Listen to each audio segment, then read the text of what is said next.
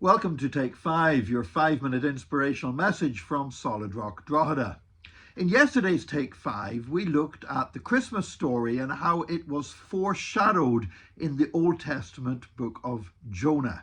And you know, very often in our Christmas carol services in churches, we use the same Bible readings. You go to Luke's Gospel, we go to Matthew's Gospel, we go to John chapter 1, we use the prophecies from Isaiah. But you know, there's wonderful hints of Christmas in some of the other New Testament books. Today I want to read to you from the book of Colossians, Paul's letter to Colossians, chapter 1, and verses 15 to 20.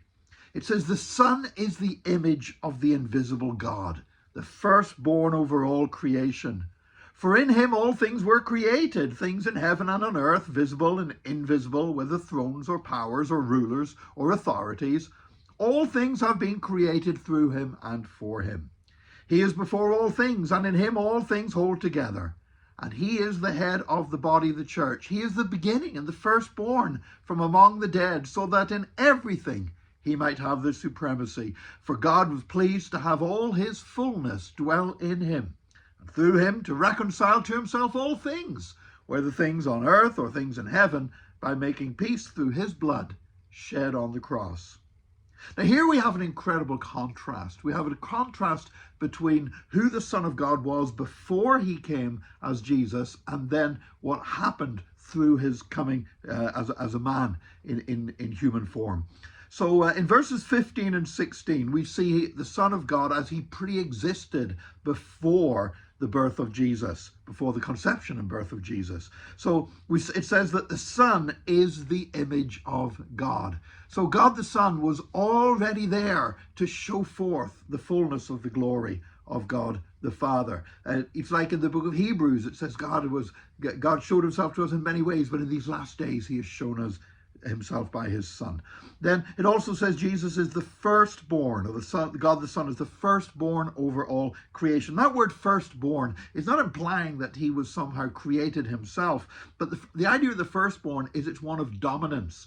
In the same way that the firstborn son had the rights of inheritance and everything else, they received everything from the Father. In the same way, the Son of God, the firstborn, in that he is the firstborn over all creation. He has all the authority and power from God committed to him. In him all things were created, echoes of what we read in 1 John, that everything was made by him. And they were made in him, and it says they were made through him, and they were made for him. This world, this universe was created as the stage for the greatest act in history to take place, the birth, the death, and the resurrection of Jesus Christ.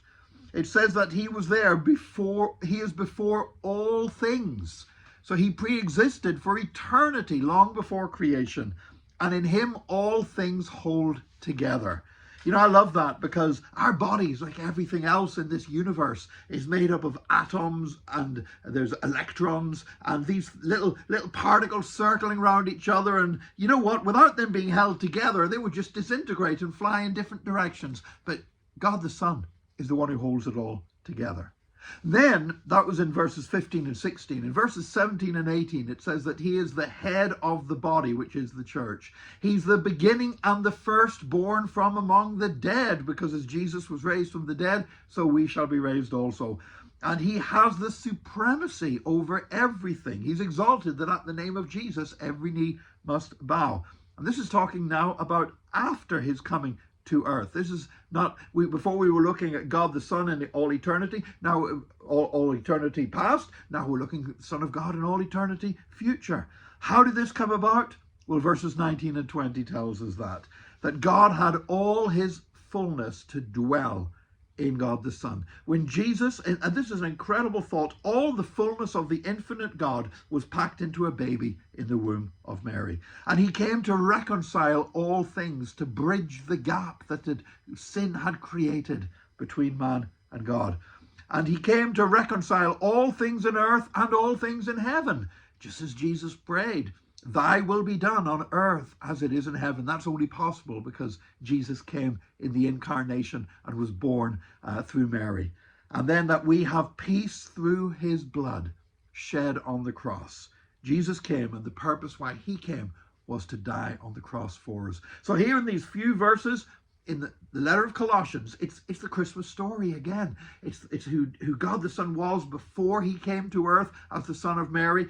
It's who he will be for all eternity after, and it all happened because God's fullness dwelt in him, and he came to reconcile all things in earth and heaven through his blood on the cross. What a wonderful truth that is to celebrate during this Christmas time. God bless you today. Join us again tomorrow for another Take 5, your 5-minute inspirational message from Solid Rock Drogheda.